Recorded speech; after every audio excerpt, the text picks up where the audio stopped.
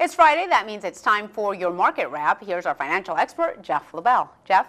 Well, investors long the market have a good reason to smile. The S&P is poised for its largest winning streak in more than 8 years. It's back to the basics for the markets, which have enabled investors to digest good earnings and economic data. Well, let's recap today's numbers. The Dow finished up 70 points to 13,895. The S&P advanced further, extending its streak to 8 days, closing up 8 points to 1502.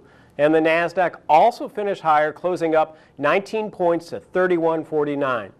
It was a big week for earnings, but none bigger than Apple. The company reported that revenues fell short of expectations. Apple shares plunged over 12% on Thursday, and today closed down 10 points to $439 a share. The stock traded as high as $705 a share last year. And in other earnings, we had a slew of companies beating expectations. Procter & Gamble, Google, IBM, and U.S. Airways all showed impressive numbers that Wall Street liked. One of the more notable performances thus far came from Netflix. The company surprised analysts with earnings of 13 cents per share versus a forecasted loss.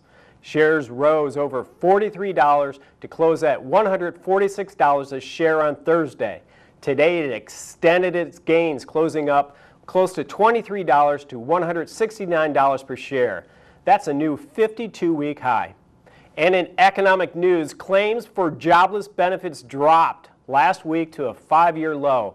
Applications for unemployment benefits decreased 1.5% to 330,000.